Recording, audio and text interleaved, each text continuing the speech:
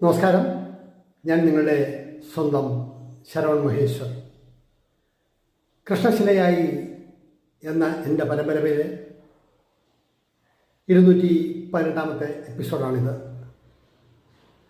ഇത് ഞാൻ നിങ്ങളോട് പറയുന്നത് പ്രശസ്ത സാഹിത്യകാരനും മലയാള ഭാഷയുടെ വളർച്ചയ്ക്ക് ഒരുപാട്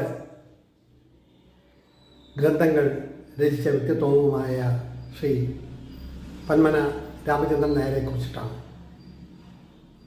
അദ്ദേഹത്തെ എൻ്റെ ജീവിതത്തിൽ മറക്കാൻ കഴിയില്ല. തിരുവനന്തപുരത്തെ അദ്ദേഹത്തിൻ്റെ വീട്ടിൽ ചെന്ന് ഞാൻ കണ്ട എൻ്റെ ഒരു കവിതാ സമാഹാരത്തിന് അവതാരിക എഴുതാൻ വേണ്ടി കൊണ്ടുകൊടുത്തു. മുൻപ് പ്രസിദ്ധീകരിച്ച 2-3 പുസ്തകങ്ങളും അദ്ദേഹത്തിന് കോംപ്ലിമെൻ്ററി ആയിട്ട് കൊടുത്തു. എന്നോട് സാർ ഇതിനൊരു അവതാരിക എഴുതി തരണം. അദ്ദേഹം സെറ്റ് ഔട്ടിൽ ഒരു ടേബിളിന് കുറച്ച് നിറയെ പുസ്തകങ്ങളാണ്. അദ്ദേഹം എന്നെ ഒന്ന് നോക്കി അപാത ചൂടമെന്ന് നോക്കിയിട്ട് എഴുതാറുണ്ടല്ലേ? അതെ സാർ. എന്താണ് എഴുതാറുള്ളത്? കവിത മാത്രമാണോ? കവിതയും കഥയും നോവലും ഒക്കെ എഴുതുമോ?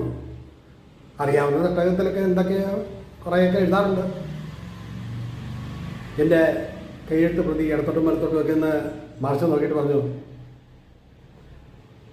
ഒരു 2 മിനിറ്റ് ആദ്യ കവിതയിലൂടെ കടന്നു പോയിട്ട് അദ്ദേഹം രൂക്ഷമായി എന്നെ നോക്കിയിട്ട് പറഞ്ഞു, താനൊരു കാര്യം ചെയ്യൂ,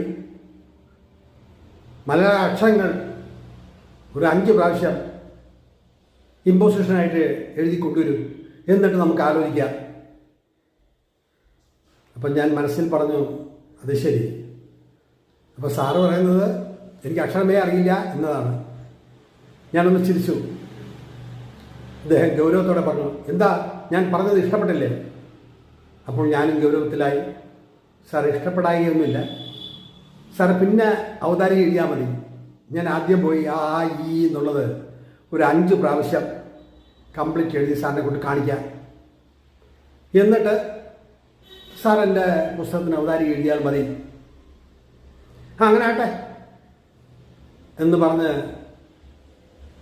ഞാൻ എഴുതാൻ ഭാവിക്കുമ്പോൾ അദ്ദേഹത്തെ അകത്തേക്ക് വിളിച്ചു. അദ്ദേഹത്തിൻ്റെ ഭാര്യയാണോ അതോ ആരോ ആണോ എന്നറിയില്ല.